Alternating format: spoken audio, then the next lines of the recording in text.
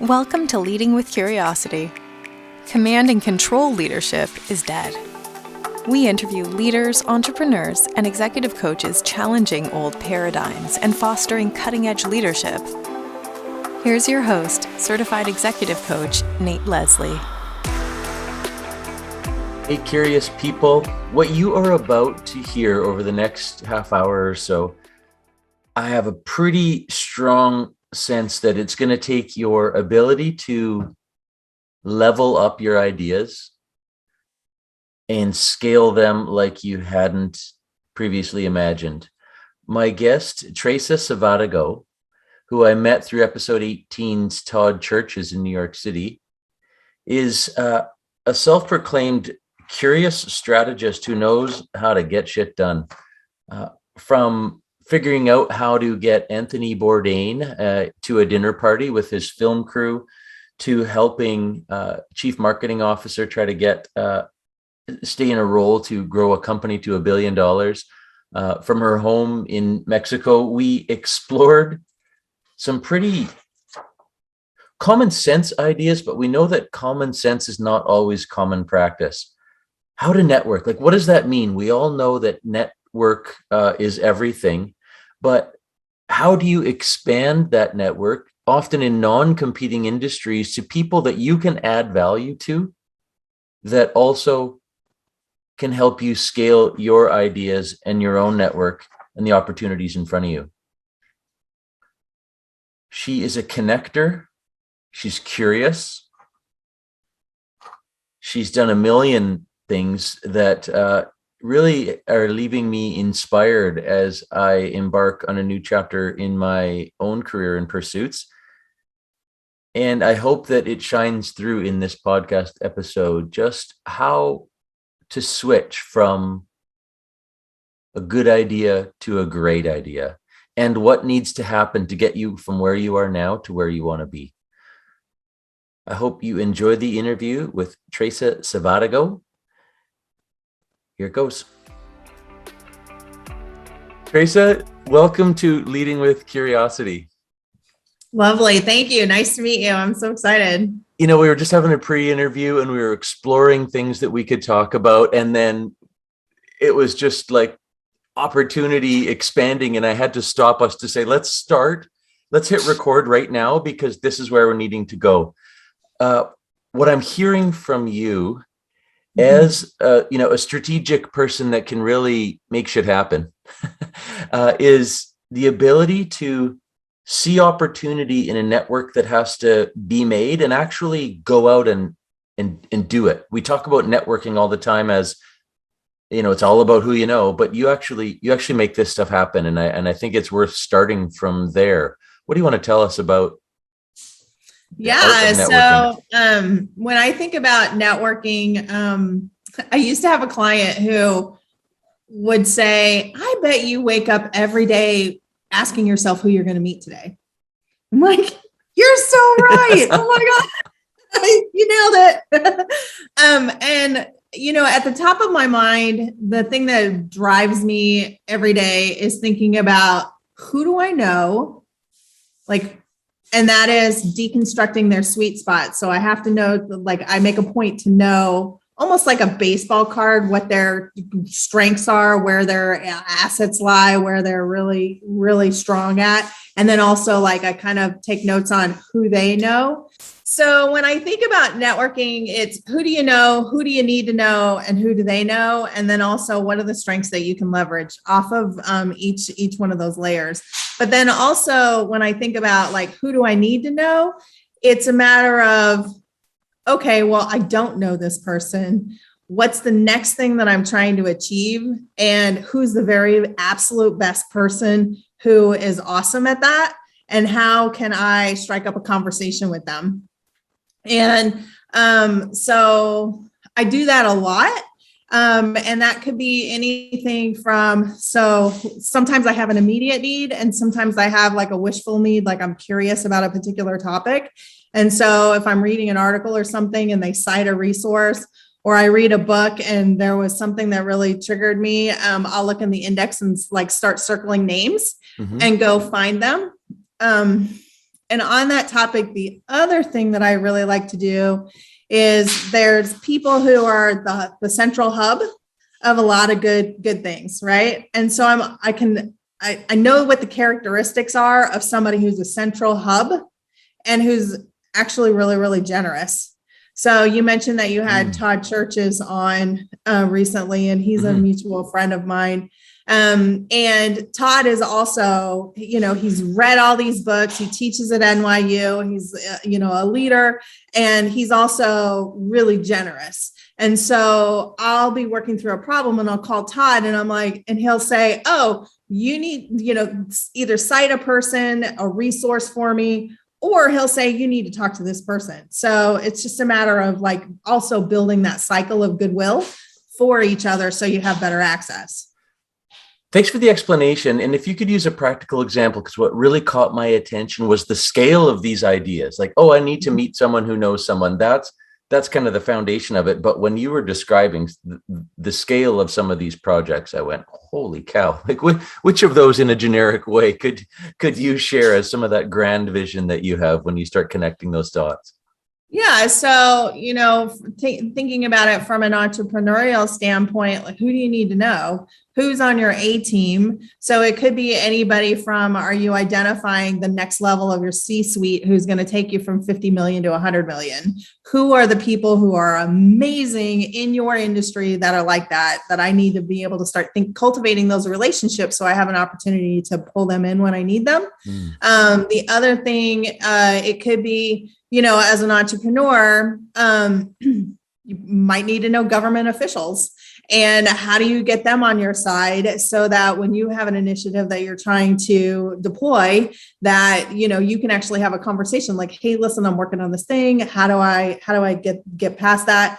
Another thing, as a lot of entrepreneurs, like venture capital is a really big deal right now. And, you may need some money at some point. Who's going to supply that money and who's got a sweet spot for the things that you're interested in? So there's a lot of venture capitalists out there, but if you bring somebody on, you take their money, you give them a board seat. What assets are they bringing? It's not just because they can write a check. What are the skill sets that come along with that check and what are their expectations and how can I tap into them, the strength of their network?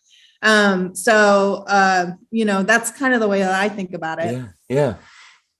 We talked off camera about seeing behind the paywall, as you said, of how leaders kind of rise and explore and grow their own capacity and grow their roles. And we see it happening, but we don't know how it happens.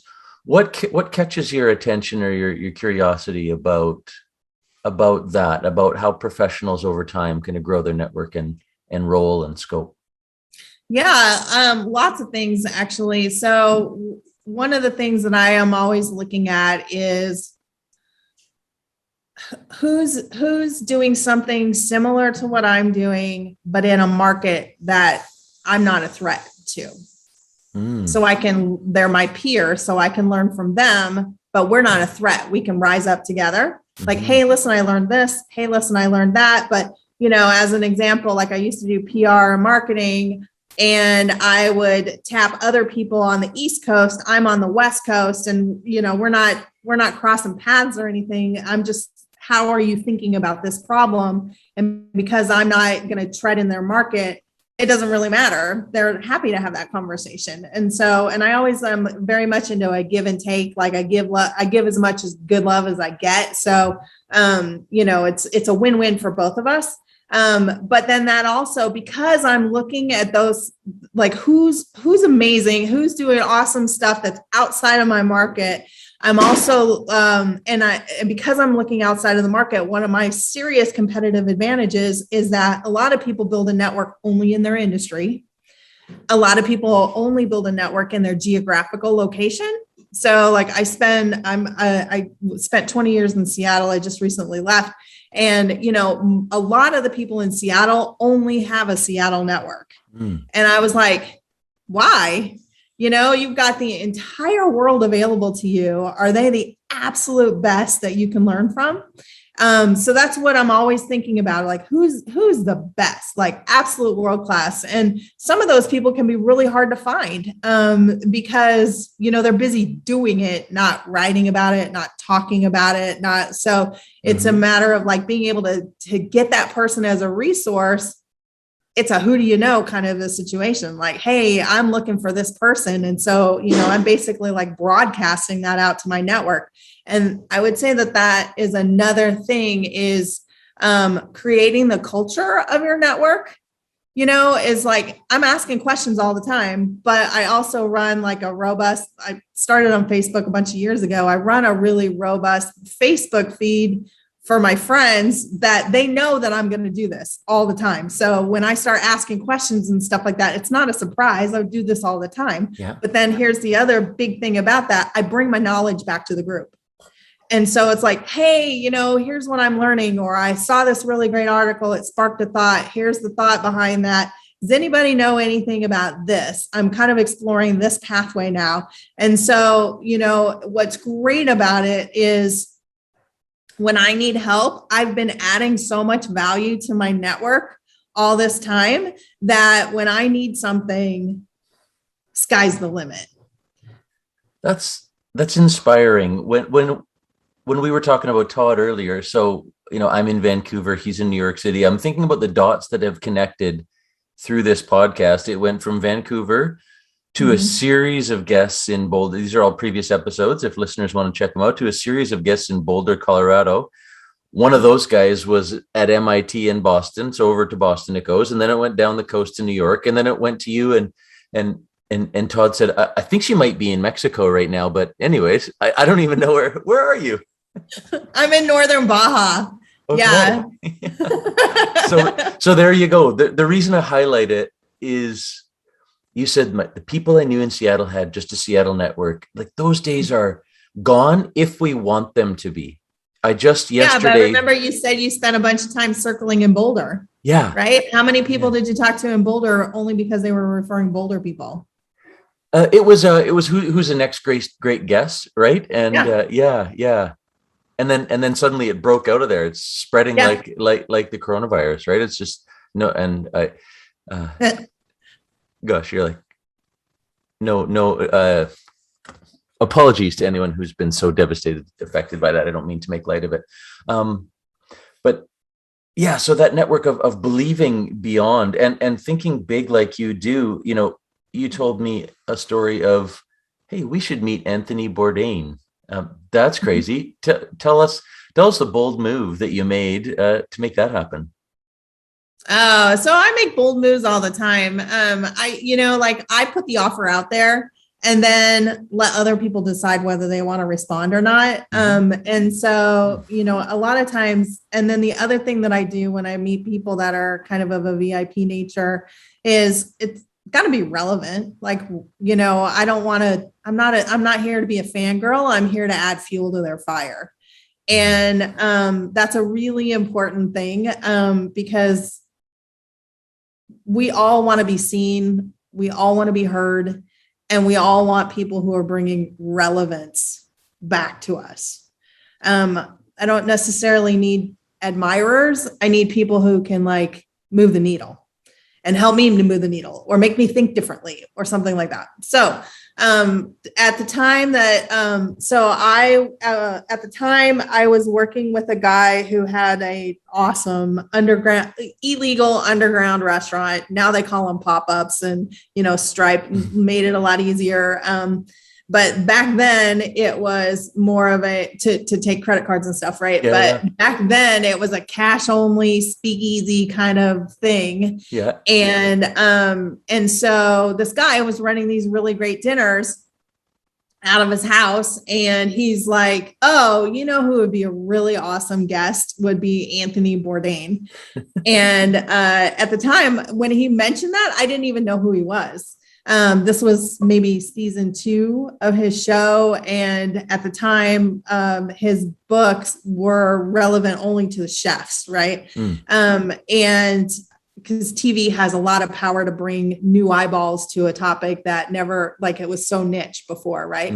And so anyway, at the time I was like, well, who's this guy? I don't know. Let me see if I can find him. I found his email online. I sent an email and I was like, hey, listen, we're doing these underground illegal dinners, and I knew that would appeal to the chef in him. And then also, it's carte blanche. We're experimenting, doing anything that is just fun and challenging. And so anyway, a couple of weeks later, I got an email back from his producer, and they said, oh, well, we'd like to film the show and bring a crew.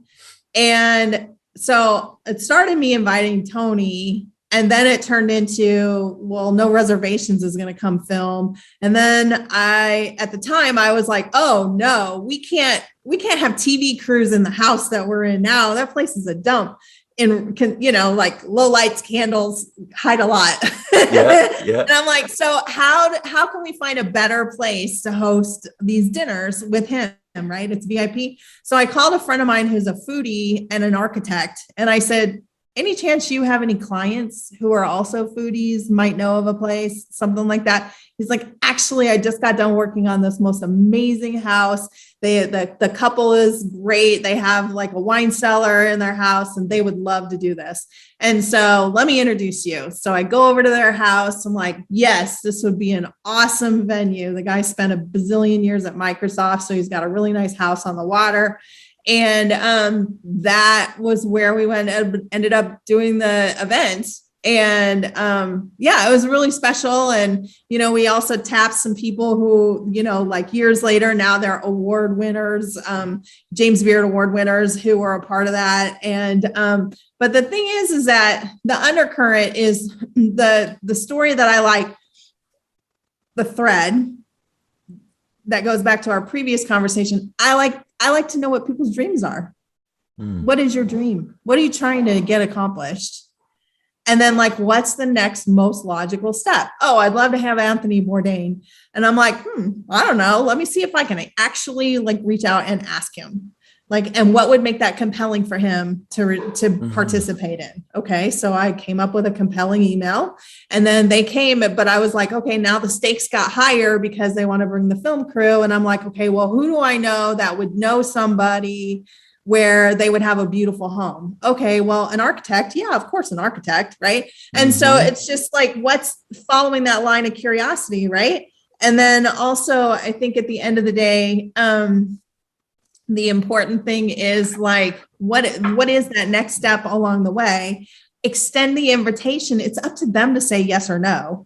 But at least I'm going to do my part. I'm going to have the first mover advantage. I've identified the person I want to talk to. I create a compelling ask, and then I just, put it out in the universe and let them decide whether they want to play with me or not. And then I love dreamers. So for instance, this guy, that chef, he's like, I would love to do this. Well, now these days I walk around asking people like, what's your dream? What are you trying to accomplish? And I love the puzzle pieces of trying to figure out how you're actually going to make that happen. And it can be anything from a friend of mine. She used to be a former Olympian who was a master swimmer, and she wanted to break a world record. And I was like, okay, well, what do you need to do to that? And she's like, well, I need to get my body fat down. I need to eat better. Like kind of thing. I'm like, I can help you with that. Like, let me come over and I'll make meals for you for the week because I want to cook. And I like to do that. And then, we'll get your body fat down. And she ended up breaking 4 world records that year. I'm just scribbling here as I'm trying to keep up. And I'm reminded of the saying, don't ask, don't get. And but you've adding value on top of that. That's massively important, and also like, so the other thing is like what I've started to do, I used to like enjoy the game of like doing it for other people all the time. And now I'm actually asking for help, things that I would like to see accomplished. I think a lot of times it's really hard to ask for what you want. And so I've gotten a lot better at that. And so that brings me to another thing I would really like to share is something that I've been doing when we talk about like eyes behind the paywall. Is I will say, for instance, I'm working on a presentation of some sort. I'll send it to like 4 or 5 people outside of my work and ask for feedback. People that I know who are amazing at what it is that they do, great thinkers, right? And the amazing thing that happens is by sending it to more than one person, I get multiple perspectives, like a 360 kind of a thing. Like one person is looking at it from the tone, another person is looking at it from a visual perspective, another person is looking at it like, hey, you know what? I see where you're going with this. Here's an example of one I did, and see if you can modify it from there, So I've got this massive, I've got an ask out there, but I've also got a lot of resources available to help me. And the same thing happened like when I was working on my TEDx talk. It was a village effort from top to bottom. There were probably like 10 people who worked on that talk with me. I mean, the bones are mine, but the refinement, hey, I think it would work better if you said it like this. I take out that story, add this one. This is even more compelling, that kind of stuff. So asking for help and getting, and of course, when I'm asking for help, when I'm thinking about building out my network, how good can I get the help? What's the absolute best level of help I can get? So for instance, one of my friends who will like maybe a couple times a year, I'll ask her, hey, can you run an edit through this? She's a James Beard award-winning journalist. And she's like, of course, you rarely ever ask me for stuff. And when I do, like, I'm happy to add fuel to your fire. It's so much fun, or if I'm working on like, how do I communicate this idea and how can I make it stronger? Another friend of mine was head of communications for Amazon, like the entire company, and so when you're asking for help, like how good of the help can you get? And sometimes it pays to find a coach, right? Like, how do I get my mindset right? Who's the very best that you can bring in to add fuel to your fire? Oh God, that's so helpful. It's really inspiring to think I've been that we reach out, but like, how could you reach out better? How could you reach out higher? How could you reach out bigger? And continuing to try to add value, and that trust you've built over years of adding value without an ask, then suddenly it's time. And she says something like, I would love to. You never ask for anything. Question, what do you think is in the way? You said it's harder to ask for stuff for yourself. What is hard about asking for something for yourself versus others? I think asking for others to me is more like, it's play. I don't really have a huge stake in the game. The outcome, I'm a little more detached from it. Like I'm just having fun. Like, let's see how far I can take this. Right. And then when it comes to me, I think that comes back to some of my childhood framing and, my dad was the kind of person who really wanted independent people. And so don't ask me for anything, even though he was brilliant. And he was really qualified at a number of different things. He was just like, you're on your own. And so when you asked for help, you were assured that you weren't going to get it. And so one of the things that I became really good at is being a salesperson. How do I sell my idea so that somebody will actually do something for me? And then also, how do I identify, well, if he's going to be a jerk and like be a blocker, like how do I cultivate that goodwill in order to find somebody that is actually willing to help me? And how do I, and that comes back to, when I'm thinking about cultivating my network, it's like a spirited generosity and a teacher, somebody who enjoys like being able to teach, because some people are like, they're on lockdown. They're like, I learned it, you go figure it out yourself. Right. And I have a friend of mine, I deeply admire her, but like, I'd rather not, like, it's so painful to ask for help from her. Like, like, it's not worth it. Even though she's absolutely brilliant. And so, but for me, like asking for help, I had to teach myself how to ask for help for me. Like I spent 20 years asking for help for everybody else. Like just, a lot of my stuff was just trying to move the needle. Like I'm part of this. It's part of my success only because I was in a spirit of helping somebody else. But it was interesting during COVID, I formed a mastermind right before COVID started and we kept it going. And one of the things that was really interesting is every week we would write up our wins for the week and share it with the group. And I would share my wins. And, we started in January. About August, somebody reached out and they were like, I notice all of your wins are in service of other people. What on this list is for you? And what are you trying to make happen for you? And it was very insightful. And I realized how deeply I was in the habit of being in service of other people that I immediately would think of somebody else before I thought about like, well, I couldn't even ask the question, what do I want? I couldn't answer that very well. And so, that's been a bit of unlearning for me is what do I want? And so now I journal and I ask that every day. What do you want? What do you want? I'm trying to get into the habit of being able to answer what it is that I want. I need to have you on again another time. Okay. As we suddenly move to wrapping up, I'm curious, when I have you on 8 or 12 months from now again, what do you think you might have achieved for yourself between now and then? Oh, that's a good question. I was just doing some journaling about that because Benjamin Hardy has a new book out called The Gain and the Gap. And he's been doing these great videos. And one of the things, or The Gap and the Gain.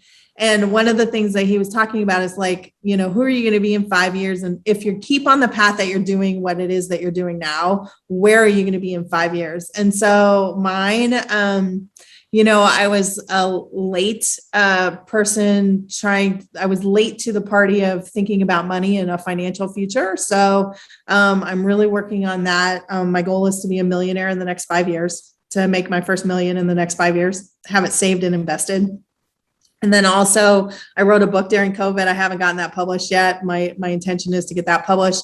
And I did a TEDx talk that's been translated into 13 different languages, but I really want to be on the main stage and do a TED, like an actual TED talk.